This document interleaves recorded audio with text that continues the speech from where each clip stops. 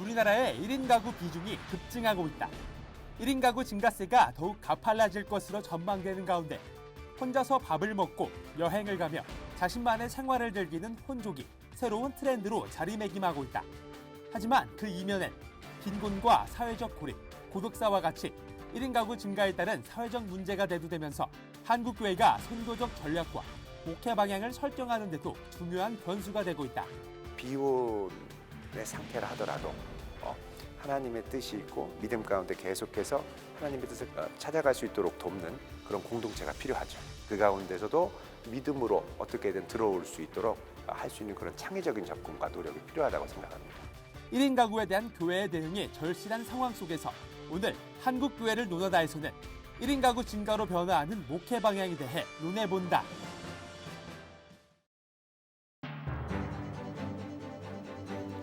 안녕하십니까. 한국교회를 논하다 진행을 맡은 박찬호 교수입니다.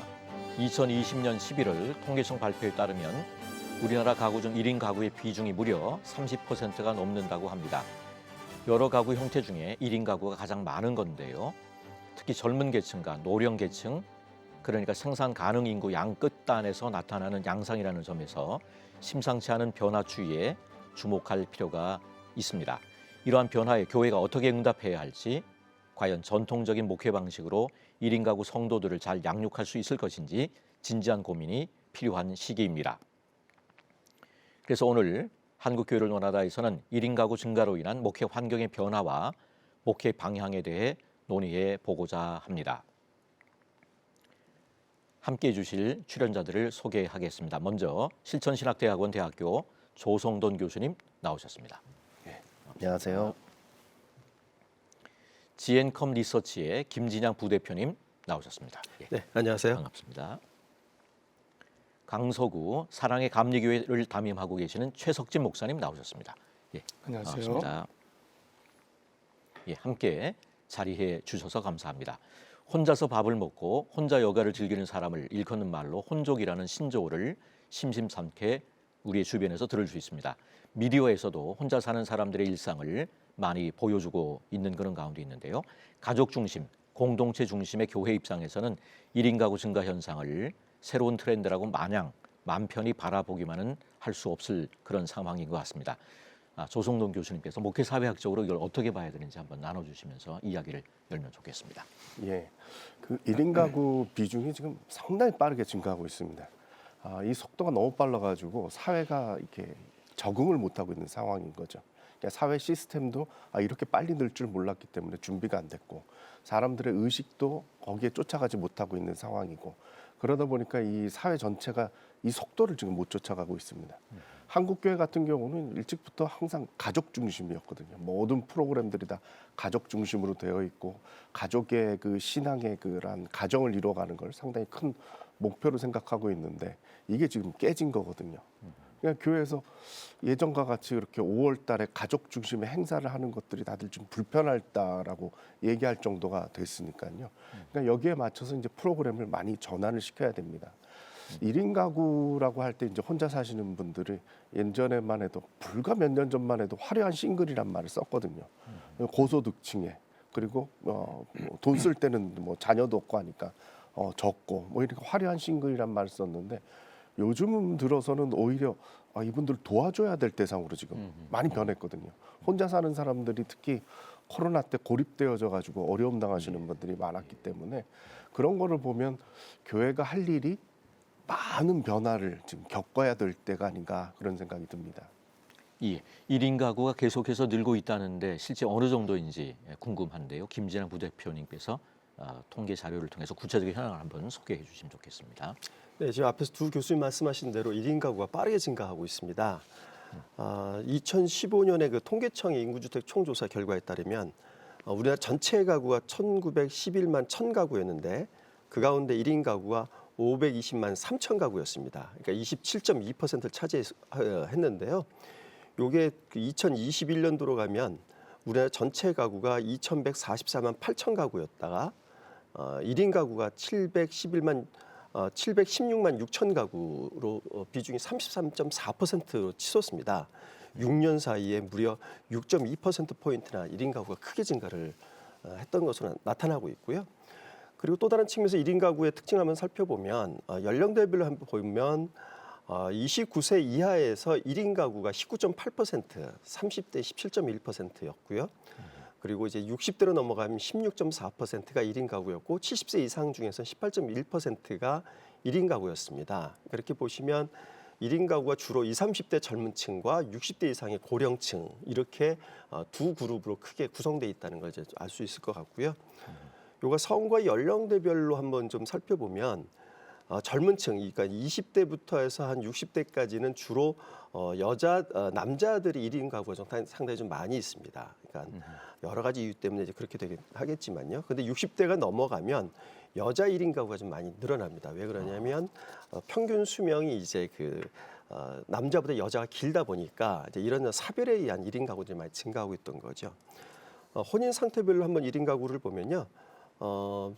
전체 1인 가구 중에 미혼이 50.3%입니다. 이것이 생각하면 절반 정도가 되는 그렇죠. 거군요. 아까 조 교수님 말씀하신 좀 화려한 신 거 생각하면 좀 젊은 사람들이 많을 것 같지만 미혼 50.3%였고 배우자가 있어서 이제 여러 가지 사정 때문에 1인 가구를 하는 경우도 13% 정도가 돼서 많고요. 사별이 20.5% 상당히 높은 겁니다. 이제 인구가 고령화되면서 나타나는 현상이고 그리고 이혼에 의해서 1인 가구가 나타난 비율이 16.1%, 요즘도 이혼이 많이 늘어나니까 이 비중도 상당히 큰 것으로 이렇게 나타났습니다.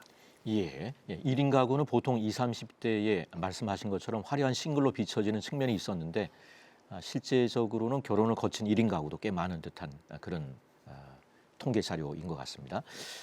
목회 현장에서도 1인 가구 증가를 체감할 수 있는지 그 부분에 대해 한번 최석진 목사님께서 나눠주시면 좋을 것 같습니다. 네, 저희 교회는 작은 교회입니다. 그래서 교회 안에서 어떤 증감을 체감하기는 사실 어렵고요. 그런데 교회 밖에 또 교회 사역을 통해 만나는 분들을 보면 1인 가구의 비율이 꽤 높은 편입니다. 남성 가정이 많았고 대부분의 분들이 이혼이나 가족관계 단절 이런 비자발적인 1인 가구가 되신 분들이 많았습니다. 몇 분 예를 들면은요. 작년에 2022년에 만난 한 분은 과거에는 부모님과 함께 살고 계셨는데 어느 순간 알코올 의존증이 오신 거죠. 그리고 어머님이 부모님이 연로하시고 또 경제적인 어려움이 겹치면서 분가하셔서 기초수급으로 1인 가구가 되신 분이 계셨습니다. 또 제가 4년 정도 알고 계신 분은 고아로 자라셨습니다. 젊은 시절에 아주 험한 삶을 사셨고 계속 혼자 사신 거죠. 그러다가 이분도 어떤 우울증이나 심리적인 어려움으로 알코올 의존증이 오셨고 또 여러 가지 당뇨가 오면서 지금은 진료를 받으시고 몸을 관리하시면서 혼자 사시는 분입니다. 이런 분들을 두 분의 예를 들었는데요. 사역적 특성인지는 모르겠지만 이런 1인 가정이 늘어나는 것 줄어들지는 않고 있다 이렇게 느끼고 있습니다. 어떻게 보면 좀 어려운 가운데 있는 네, 목회적 돌봄이 필요한 네, 그런 맞습니다. 대상들이라고 볼 수 있겠네요. 예, 이렇게 1인 가구가 증가하는 데는 다각적인 원인이 있을 것 같은데 어떤 배경과 원인이 있다고 보시는지 김진양 부대표님 한번 나눠주시고요. 네. 전반적으로 보면 가장 큰 사유는 이제 본인 직장 때문에 1인 가구가 되는 경우들이 많이 있습니다. 그러니까 전출을 간다든지 아니면 새로운 직장이 먼 거리에 있을 경우에 이제 거기서 직장을 가족으로부터 이제 혼자 그렇죠. 떨어져 나가는 거군요. 네, 그런 예, 경우들이 예. 있었고요. 그 다음에 이제 본인이 독립하는 겁니다. 그러니까 가족하고 살다가 여러 가지 이유 때문에 혼자 나가서 독립하는 경우들이었고요. 그 다음에 이제 가족 사유, 그러니까 나이가 들었는데 자녀가 학업 때문에 그 집을 떠나거나 결혼 때문에 떠나거나 혹은 사별되거나 이렇게 이제 가족 사유 때문에 1인 가구 되는 비율이 높았고 그다음에 이제 사별이 그다음 15.5%로 그다음 사별로 나타났습니다. 근데 재밌는 거는 특징적인 거는 연령대에 따라서 이 특징이 좀 확연하게 차이가 난다는 점입니다. 그러니까 본인 직장 때문에 1인 가구 됐다 이렇게 응답한 비율은 주로 29세 이하 30세, 그러니까 20, 30대들 젊은 층이 이제 해당이 되고요. 중년층은 이제 본인 독립입니다. 그러니까 결혼을 안 했거나 혹은 이혼했거나 한 상태에서 가족들하고 혼자 이제 사는 것이 불편한 거죠. 이렇게 나가는 경우가 30대, 40대에 이제 중년층이 되어 있고 60대가 넘어가면 가족 사유, 그러니까 자녀의 결혼 혹은 자녀가 이제 취업 이런 걸로 해서 자녀가 떠났거나 혹은 배우자가 이제 사망했을 경우 이제 배우자와의 사별 이런 걸로 인해서 1인 가구가 되는 경우들이 있었습니다. 그래서 이렇게 연령대에 따라서 확연한 특징을 보이는 것이 1인 가구의 어떤 특징적인 점이 아닌가 이렇게 볼 수 있습니다. 예, 1인 가구 증가의 여러 다각적인 어떤 원인들에 대한 얘기를 나누고 있는데 조성동 교수님 한번 나눠주시면 좋겠습니다. 우리나라 같은 경우는 이제 가족이 아주 끈끈한 연대가 있거든요. 근데 이제 요게 이제 개인주의 때문에 좀 깨진 거죠. 그래서 자녀들은 자녀들대로 독립해서 살기를 원하고 어르신들 같은 경우는 예전 같으면 다들 자녀들이 모시고 살았는데 독립해서 이제 혼자 사시는 가구들도 많이 늘어났고 특히 가정이 이제 이혼하는 가정 이런 경우들도 많이 나타나고 있거든요. 특히 이제 이게 사회 변동하고 같이 연결이 되는데 예전하고 다르게 이제 결혼 연령대가 이제 높아진 거죠. 결혼 안 하는 사람들도 있고 뭐 예전 같으면 뭐 26, 27만 돼도 벌써 결혼한다 소리가 나오는데 요즘 같은 경우는 뭐 30 넘어서들 결혼들 하고 그 이후에들 결혼들 하니까 그러니까 가족과 같이 자기 이렇게 장성한 자녀가 같이 지내기가 이제 불편해지고 혼자 독립해서 살 수밖에 없는 좀 그런 상황이 되는 거죠. 자기 수입도 있고 직장 생활도 있고 뭐 이런 것들이 있고요. 그 다음에는 어르신들 같은 경우는 아까 말씀드린 대로 자녀들 부양보다는 지금도 뭐 70세, 80세 되셔도 이제 평균 수명이 더 늘어나기도 하고 몸 관리가 되시니까 혼자 사는 게 더 편하시다고 하시는 분들이 많이 생긴 거죠. 그러니까 혼자 살 수밖에 없는 그런 상황이 되고요. 중년들 요즘 이제 새롭게 나타나는 경향인데 중년들 같은 경우 직장 생활 이후에 남자들이 가족과 같이 사는 게 참 불편해졌습니다. 그러다 보니까 독립해서 사시는 분들도 상당수가 되고 있고요. 그러니까 연령대별로 다양한 사유로 인해서 점점 1인 가구가 늘어나고 있는 것 같습니다. 저희가 자랄 때는 대가족 그러다 이제 핵가족 뭐 그런 개념들이 나왔는데 이런 1인 가구의 시대를 우리가 살아가고 있다고 볼 수 있는 그런 시대인 것 같습니다. 1인 가구가 하나의 동질적인 집단이 아니라 개별화된 여러 유형이 존재한다고 하더라도 각각 직면한 어려움도 다양할 것이고 또 사회나 교회에 미치는 영향도 다양하리라고 봅니다. 어떤 점에 주목해야 될지 의견을 듣고 싶은데요. 1인 가구가 직면한 어려움이 어떤 것이고 또 이로 인한 목회 환경은 어떻게 변화할 것인지에 대해서 최석진 목사님께서 한번 나눠주시면 좋겠습니다. 네. 사역을 통해 만나는 분들이 주로 40대, 60대 남성분들이었고요. 말씀드린 대로 이혼이나 가족관계의 단절, 복합적인 경제 문제가 겹친 분들이 많으셨습니다. 그래서 그런지 이분들에게 가장 많이 듣는 말 중에 하나가 외롭다라는 말이었습니다. 심지어는 가족의 결혼, 장례가 있는 경우에도 초청을 못 받는 경우가 있었고요. 또 알고 지내는 분들은 계시지만 집에서 함께 식사를 하시거나 또 의미 있는 깊은 대화, 또 심리적인 어려움, 또 문제가 있을 때 깊게 마음을 털어놓고 이야기할 분들이 거의 없는 거죠.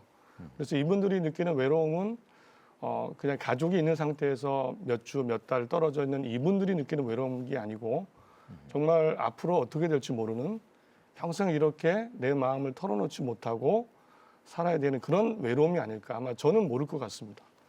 이런 분들을 뵙게 되니까 실제로 설교를 하거나 어떤 상담을 할 때도 쉽게 할 수가 없는 겁니다. 예전에 가정주의를 맡게 되면 설교를 할 때 부부는 어떻게 살아야 되고 또 아내와 남편의 관계, 자녀는 어떻게 양육해야 되고 이런 내용들을 초점을 맞췄는데요. 그런데 이런 분들을 경험하고 또 여러 만나게 되면서 설교나 상담을 할 때 그런 것에 초점을 맞추기가 어려운 거죠.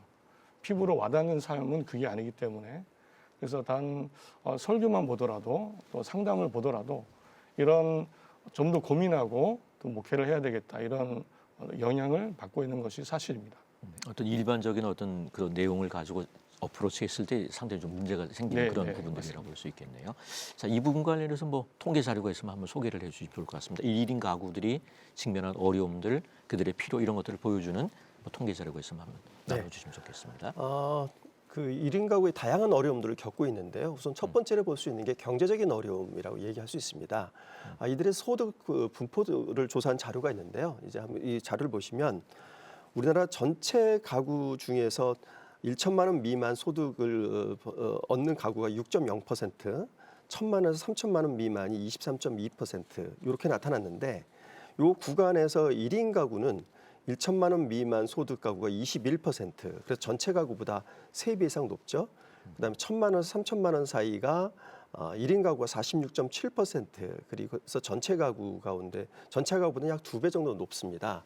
그래서 전반적으로 경제적 어려움이 상당히 크다는 걸로 정리할 수 있겠고요. 두 번째로는 이게 서울시 경우인데 서울시의 조사 결과를 보면 외로움을 느끼는 사람의 비율이 상당히 높다 이런 결과가 나오고 아까 있습니다. 말씀하셨던 내용하고 연결이 되네요. 그렇습니다. 예, 예. 그래서 우리는 서울시에서 1인 가구 가운데 외로움을 느낀다는 사람들의 비율이 무려 62.1%나 되고 있습니다. 그래서 굉장히 외로움 느끼는 분들이 1인 가구 중에 많은데요. 근데 재밌는 거는 이게 이제 그 세대에 따라서 또 그 차이가 좀 난다는 점입니다. 청년 세대는 58.9% 상당히 높은 숫자이긴 하지만 58.9%였는데요.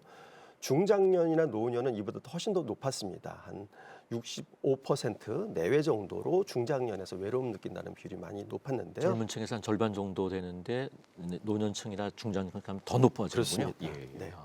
근데 이 외로움이라는 게 어떤 개인의 감성적 외로움이 아니라 사회적 외로움입니다. 그러니까 앞에서 보신 것처럼 경제적 어려움이라든지 관계가 다른 사람들과의 관계가 단절돼서 오는 외로움이라든지 이런 외로움이 있기 때문에 이게 사회적 문제가 될 수 있는 거죠.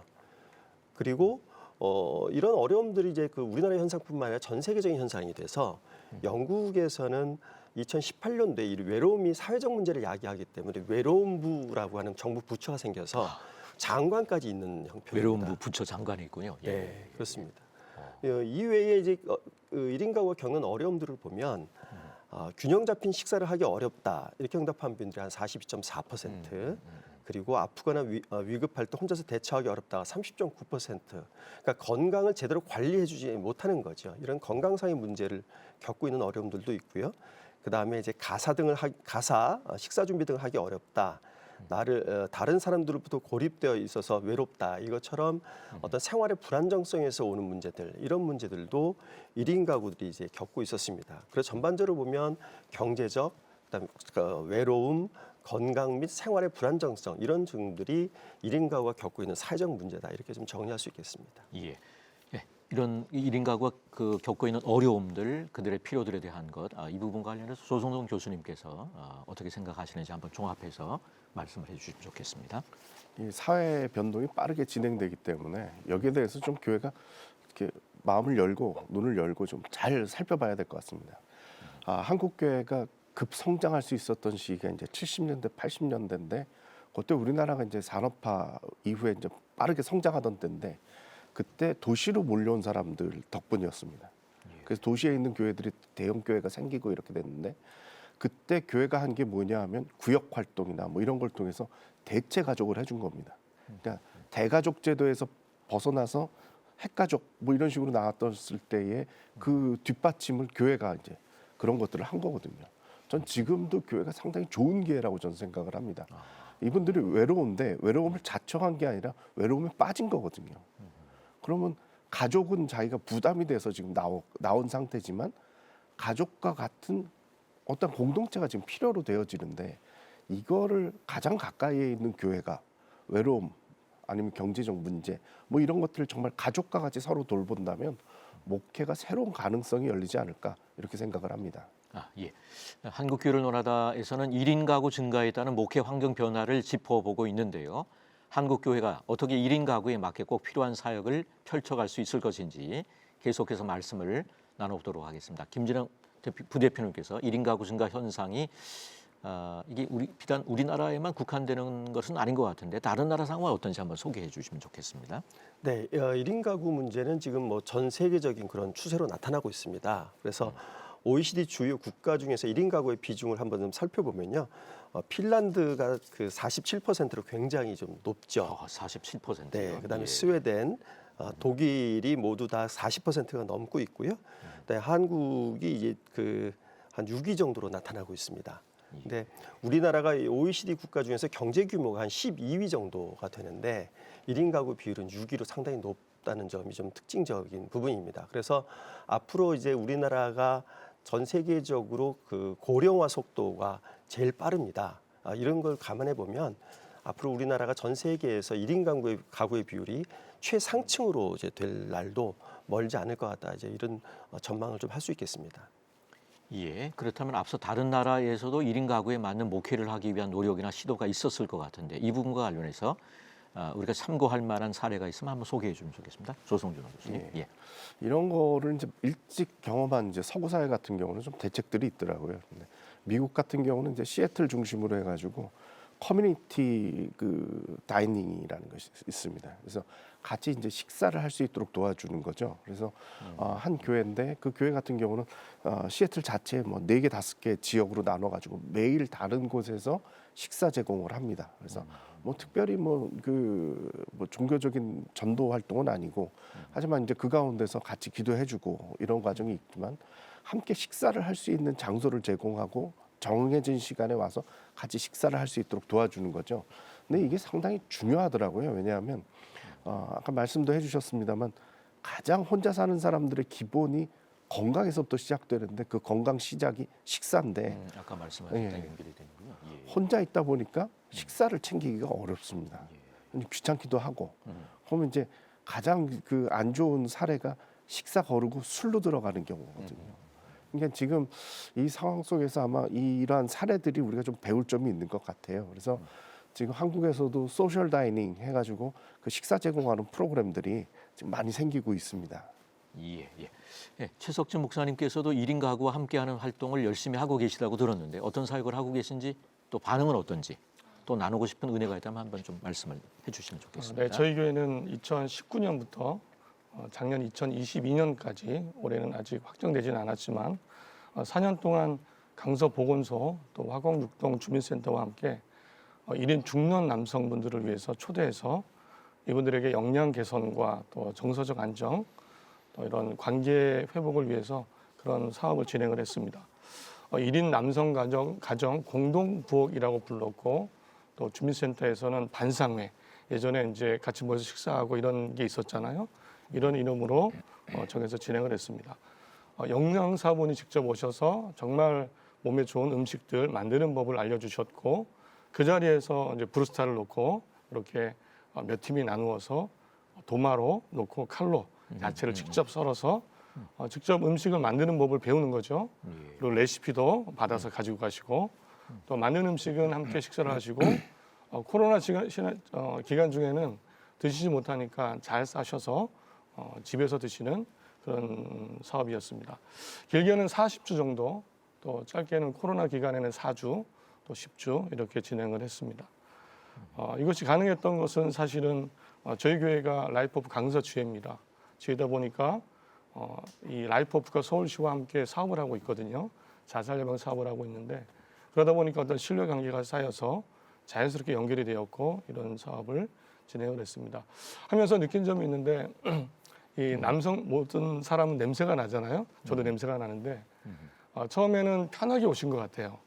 편하게 이제 교회와 어떤 주민센터, 보건소가 한다고 하니까 초대받고 오셨는데 편하게 오셨는데 좀 시간이 지나니까 이분들이 다른 냄새가 나시더라고요. 샴푸 냄새가 나시거나 또 수염을 길었던 분들이 수염을 자르고 오시거나 말을 하지 않던 분이 농담을 하시거나 그래서 그때 이게 이분들이 좋아하시는구나, 싫어하진 않으시는구나.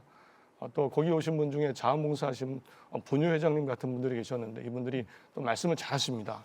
그래서 그런 관계가 넓어지고 또 저도 알게 되면서 이분들이 삶이 조금 마음이 변하지 않았나.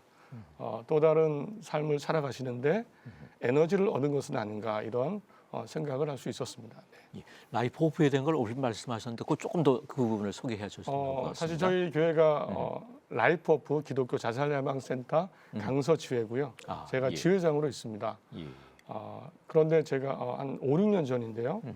자살예방 사업에 관심이 있어서 교육을 받고 전문 강사가 되었고요. 또 사실 보건소 같은 경우에도 이런 1인 남성 가정에 대한 관심이 굉장히 큽니다. 왜냐하면 자살률이 높기 때문에. 그런데 라이프오프가 이런 활발하게 서울시하고 사업을 하고 있기 때문에 자연스럽게 저희 교회를 또 주목하게 된 거죠. 강서 지회이기 때문에. 보건소에서는 그런 민간 자원을 찾고 있었고 저희 교회가 강서 지회로 있었기 때문에 자연스럽게 연결이 되어서 그런 차원에서 어떤 여러 가지 생각을 가지고 사업을 진행할 수 있었습니다. 지금도 라이프오프 지회로 활동을 하고 있습니다. 교회가 마을과 공공기관과 연계해서 1인 가구를 품어줄 수 있다는 그런 점들이 굉장히 인상적인 것 같은데 이 뭐 마을 목회 이런 부분하고도 좀 연결이 되는 것 같은데요. 조동성 교수님 한번 나눠주시면 좋을 것 같습니다. 네. 지금 그 정부 쪽에서나 지자체에서 가장 지금 핫하게 그 다루고 있는 공적인 주제가 1인 가구 문제인 것 같습니다. 이 서울시나 뭐 서울시도 싱글벙글 뭐 서울시 1인 가구 지원센터 뭐 이런 게 있습니다. 싱글벙글 1인 가구 네, 지원센터. 싱글들이 예, 예. 살지도 해주겠다는 거죠. 그런 거 보면 프로그램들이 각 구마다 다 지원센터들이 설립이 돼가지고요. 아주 프로그램들이 많습니다. 이 여기에 1인 가구에 대해서 뭐 그 방법 문제나 건강 문제나 뭐 그다음에 마을 돌봄단 이런 것들도 있고요. 그런 것들을 하면서 아마 이 공공기관에서 민간 차원의 도움을 많이 요청을 하고 있습니다. 특히 뭐 지금 최석준 목사님 말씀하신 소셜 다이닝이나 아니면 마을 돌봄단 이런 것도 있거든요. 근데 그런 것들을 활동을 통해서 교회의 자원들이 많이 연결이 되고 있습니다. 특히 이제 저는 그 소셜 다이닝 같은 경우 상당히 의미가 있다고 생각을 하는데 지금 교회마다 다 부엌은 다 있지 않습니까? 근데 이렇게 부엌을 갖춘 데가 웬만하면 없거든요. 그 공적으로 내놓을 수 있는 공간도 없고. 그러니까 교회라는 이 공적인 공간, 편하게 쓸 수 있는 공간들이 주중에 비어 있는데 그런 데 사용할 수 있다. 이게 상당히 좋고요. 특히 이제 목사님들 같은 경우도 지역에 대해서 워낙에 잘 아시니까 지금 마을 돌봄단이라고 해서 자원봉사 단체들이 지금 1인 가구 때문에 지금 생기고 있는데 그 활동들이 아주 활발하게 진행이 되고 있고 목사님들 같은 경우는 워낙에 교인들 돌보는 이런 마음들이 있으시니까 그런 활동들을 하실 때 상당히 그 효과적이고 역할들을 많이 하신다라고 제가 같이 겪어봤습니다. 예. 신앙 공동체이자 생활 공동체로서 교회가 1인 가구와 함께하는 플랫폼이자 네트워크가 되면 좋겠다는 그런 생각이 드는데요. 방금 전 중년 남성 1인 가구를 위한 생생한 사역 사례를 들려주셨는데 1인 가구가 다양한 만큼 맞춤형 또 세분화 프로그램이 필요하지 않을까 싶은 그런 생각해 봅니다. 앞으로 한국교회가 어떤 목회를 해나가면 좋을지 자유롭게 의견 나눠주시면 좋을 것 같은데요. 김진학부터 나눠주시면 좋겠습니다. 네, 지금 뭐 말씀하신 것처럼 그 1인 가구도 상당히 다양합니다. 1인 가구 되는 경로도 다르고 세대도 다르고 뭐 이렇게 다양하기 때문에 그들 욕구가 다른 거죠. 일반 사회에서도 기업의 마케팅은 소비자 욕구가 다양해지면서 다양한 상품을 개발해서 그 욕구를 충족시켜 주려고 노력을 하고 있거든요. 그런 측면에서 보면 교회도 이제 그렇게 접근을 해야 되는데 이제 문제는 각 개교회에서 이제 그걸 그 뭐 다양한 그 욕구를 모두 충족시켜주기 굉장히 어려운 상황에 사실은 있습니다. 게다가 한국 교회가 뭐 교단이겠습니다만 그 교단의 전체 교회 한 절반 이하가 50명 이하의 교인을 가지고 있거든요. 이게 아마 한국 교회 전체가 다 그럴 것 같습니다. 그러니까 소형 교회일수록은 그런 다양하게 그 접근해 주는 게 상당히 어렵죠. 그래서 이런 역량을 어떻게 갖춰갈 거냐 하는 게 저는 중요하다고 보여지고요. 그리고 이 청년 세대냐, 그다음에 노년 세대냐 다 다를 수 있는데 특히 이제 노년 세대 1인 가구들은 건강에 여러 가지 문제가 있을 수 있어서 주로 이제 찾아가는 어떤 이런 돌봄적인 목회 사역 이런 것들이 필요하지 않을까. 뭐 흔히 많은 교회에서 하고 있습니다만 반찬 배달 사업이라든지 그리고 찾아가서 빨래들을 수거해 와서 빨래를 해주고서 다시 그걸 갖다 준다든지 하는 이런 사역을 하는 교회들도 좀 있거든요. 그래서 그런 사역들 그리고 청년들 가운데는 이제 주거의 안정성이 제일 떨어지고 있습니다. 보통 이제 고시원 같은 열악한 환경에서 살다 보니까 그런 걸 해결해주기 위해서 그룹홈, 공동주택 이런 것들을 만들어서 청년들에게 안정적인 주거 환경을 제공해주는 교회들도 있습니다. 그래서 이런 세대별, 그 다음에 같은 세대 내에서도 여러 가지 욕구에 따른 것들을 교회가 면밀하게 관찰을 해서 그에 대한 적극적인 대응을 해주는 것이 좀 필요하다고 보여집니다. 예, 최석진 목사님께서 한번 나눠주시면 좋겠습니다. 네, 우선 이런 마음이 듭니다. 교회가 어떤 사회 현상을 수용하고 이것에 대한 솔직한 고민을 이제 물론 지금도 하고 있지만 더 심도 있는 고민이 필요하지 않을까 생각합니다. 1인 가정은 존재하고 많아질 것이고 덮어두거나 외면하기에는 사실 영향이 있습니다. 교회가 성경적으로 어떻게 함께 살아가야 될까? 오픈된 마음으로 목회 방향을 설정하고 그런 교회의 다양성에 맞는 고민을 해야 된다는 생각이 있습니다. 저희 교회의 주중에 또 주일에 오시는 몇 안 되시지만 노숙자분이 계시거든요. 그런데 따져보면 1인 가정입니다. 사실 1인 가정인데 그 외로 생각하는 경우가 많죠. 어떻게 돼야 될까? 과연 교회가 이분들도 1인 가정이고 극단적인 얘기는 하지만 말을 걸어오신다면 밥을 먹고 가고 싶으시다면 같은 공간에 있게 된다면 또 반갑게 손을 잡아줄 수 있을까? 과연 교회가 솔직하게 며칠 전에 서로 모르는 두 분이 노숙자분인데 주일 점심 시간 때 같이 오신 경우가 있었는데 한 분이 다른 곳에서 식사하고 오시는데 그때는 못 하신 거죠. 그래서 식사를 못 하신다라고 말씀하셨어요. 그런데 옆에 계신 노숙자 한 분이 좀 놀라시는 겁니다. 밥을 먹고 갈 수 있어요? 예, 성도님들이 싫어하지 않아요? 예, 결국은 한 분은 식사를 하시고 가셨고 한 분은 그냥 가셨습니다. 이런 좀 극단적인 얘기는 하지만 분명히 이런 가정이 교회에 오시고 또 교회에 영향을 주고 있고 교회가 보다 수용성 있게 받아들이겠군요. 그럴 때 과연 솔직하게 어떤 덮어두거나 외면하는 그런 차원이 아니고 이제 솔직하게 가능한 부분, 교회가 할 수 있는 부분을 할 때 다양한 계층의 1인 가정이 있는데 그 교회가 말씀 주신 대로 그 로컬 교회마다 각각의 환경이 있잖아요. 그런 분들을 보다 잘 하나님이 기뻐하시는 방식으로 수용하고 함께 살아갈 수 있지 않을까 이런 생각을 하고 있습니다. 예, 조성동 교수님께서 한번 나눠주시면 좋겠습니다. 이 1인 가구 문제에 양면성이 있는 것 같아요. 그러니까 자기가 그 가족조차도 좀 떨어지고 싶다라는 개인주의가 있고 개인주의를 살다 보니까 누군가가 속하고 싶은 어딘가에 속하고 싶은 또 공동체 의식도 있는 겁니다. 그 대학생들 의식 조사를 얼마 전에 했었는데요. 거기에 보면은 대학생들 같은 극단적인 개인주의인데 그럼 대학부는 어때야 되냐 그러면 1위가 공동체예요. 네. 그냥 자기 거기 속하고 싶다는 거예요. 근데 이 젊은 사람들이나 이제 혼자 사는 사람들의 특징입니다만 요즘 현대인들의 특징이라고 할 수 있겠죠. 상처받기가 싫어요. 인간관계가 어려운 겁니다. 그러니까 예전 같은 경우는 그냥 어울려 살다 보면 서로 뭐 상처도 주고 하면서 어울려서 이렇게 넘어가고 뭐 이랬던 것들이 요즘 못 견뎌 하거든요. 그러니까 상처를 받느니 난 혼자 살겠다라는 거거든요. 그러니까 요즘 청년들 같은 경우도 교회 안 나오는 청년들 물어보면 굳이 교회 가가지고 내가 왜 상처받으면서 그러냐. 그러니까 온라인으로만 예배를 보겠다 하는 사람이 나올 정도이거든요.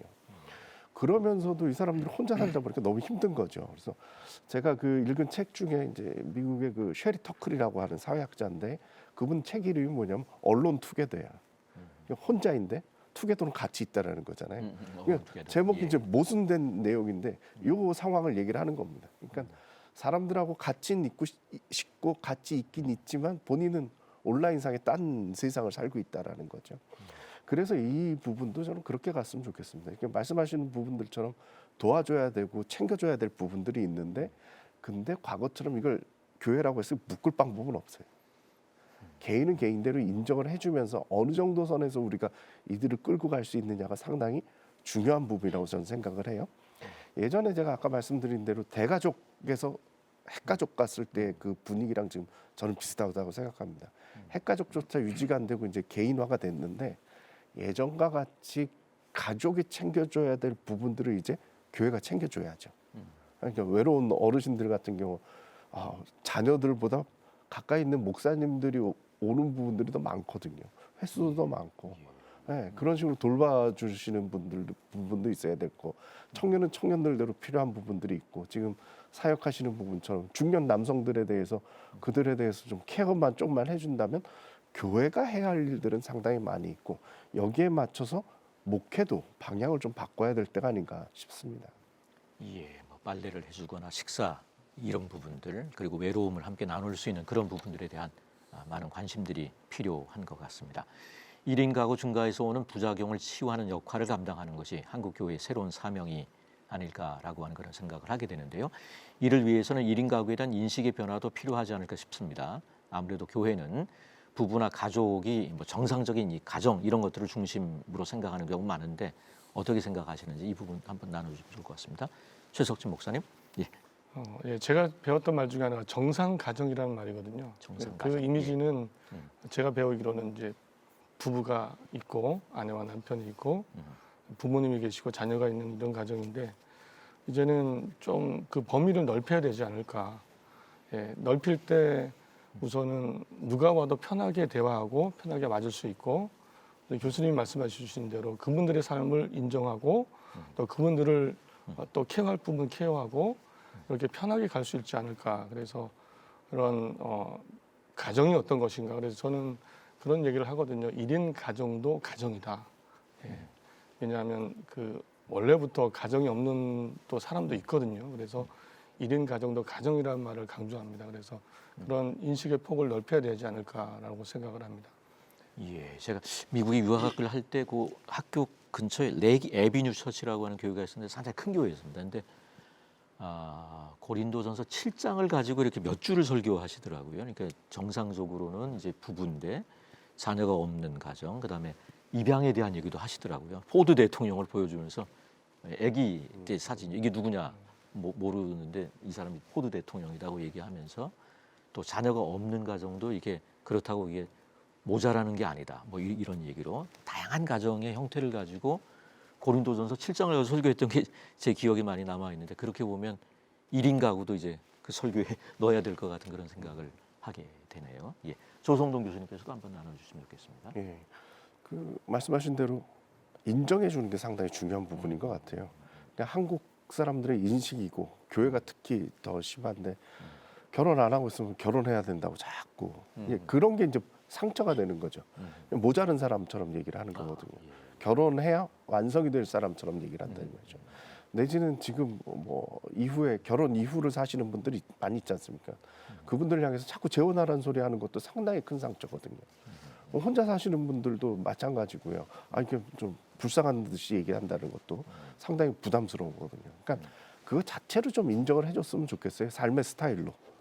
그래서 그분들 나름대로 또 할 수 있는 영역들을 만들어주는 거죠. 그래서 요즘 이제 교회들마다 많은 고민들이 있는데 40대 청년부를 어떻게 할 거냐. 40대 요즘 나온 청년부가 결혼 안 하면 다 청년부잖아요. 남전도에 여전도에 못 가는데 40대가 됐는데 청년부에 있는 거예요. 그러면 새로운 청년과 이 청년 20살 차이가 나는 거죠. 그래서 많은 고민들을 하세요. 그래서 싱글은 또 싱글대로 또 묶어주는 교회들도 있는데 잘 되고 있어요. 그러니까 소그룹을 이렇게 혼자 사시는 분들끼리 이렇게 모아줬더니 제가 아는 데는 여성분들이 한 분이 이제 그 주장을 하시고 자기 소그룹을 이렇게 만드신 거예요. 그래서 같이 여행도 다니시고 자기들 고민도 나누고 하면서 상당히 활발한 활동들을 하고 있는 그런 모습들도 있거든요. 그러니까 있는 모습대로 또 한번 생각을 해보시는 부분들도 목회의 중요한 부분이 아닐까 싶습니다. 네, 지금 조 교수님 말씀해 주시지만 실제 제가 겪은 사례인데 제가 이제 제가 지금 섬기는 교회에서 고등부 부장을 하는데 그 가을에 연말에 30대 중후반 되는 여성 교사가 면담 신청을 하더니 내년도에 이제 교사를 못 한다는 얘기를 하는 거예요. 왜 그러냐니까 결혼을 아직 안 했는데 30대 후반 나이가 되니까 갈 데가 없는 거죠. 그 나이대의 사람들하고 어울리면 전부 모여서 아이 키우는 이야기 뭐 이런 얘기를 하다 보니까 대화에 끼일 수가 없고 소외감을 느끼는 거죠. 그런데 그래서 교회에서 이제 석할 공동체가 없는 겁니다. 그러니까 외로워지고 소외되고, 그런데 마침 모 대형 교회를 가면 그런 이제 비혼자들의 모임이 따로 있어서 자기는 그 교회로 가서 이제 거기서 참여하고 싶다, 그런 이야기를 저한테 한 기억이 있습니다. 실제로 굉장히 많은 교회에서 실제로 겪고 있는 어려움들인데요. 이런 문제들에 대해서 작은 교회는 또 그런 사람들이 몇 사람 없기 때문에 따로 모임을 만들어 준다는 게 작은 교회는 또 좀 어려운 형편들에 좀 있습니다. 그래서 그런 문제들이 어떻게 지혜롭게 처리할 것이냐 하는 것들을 굉장히 사실 숙제라고 좀 보여줄 수 있는데, 또 한편으로 보면 이혼자분들도 요즘 많이 증가를 하고 있잖아요. 그런데 이제 그런 분들을 또 어떻게 드러내는 것들도 본인도 싫어하시고 뭐 이래서 그런 분들을 위한 또 다른 어떤 공동체 형성이 어떻게 이루어질 수 있는지도 사실 굉장히 좀 퀘스천 마크일 수밖에 좀 없는 형편인 것 같고요. 그래서 말씀하신 대로 기본적으로 그분들을 인정해 줘야 되지만 어떻게 교회 공동체 품을 거냐 하는 건 사실 많은 좀 고민들이 좀 필요한 것 같습니다. 예, 한국 교회가 1인 가구를 고려한 새로운 차원의 사역을 적극적으로 전개하기 위해서는 교단이나 연합기관 차원의 노력도 필요할 것 같은데, 이런 이 교단이나 연합기관에 대한 제안이나 당부하고 싶은 뭐 말씀들이 있으시면 한번 나누면 좋겠습니다. 조성동 교수님 한번 나눠주시죠. 이 부분을 좀 교단도 인식을 해줬으면 좋겠습니다. 지금도 딱 그 말씀하신 정상 가족 그 기준으로 항상 생각들을 하고 있기 때문에 여기에 대해서 이제 대책들을 마련할 수가 없거든요. 어떻게 보면 이게 이제 새로운 사역의 장으로 될 수도 있다라고 저는 생각됩니다.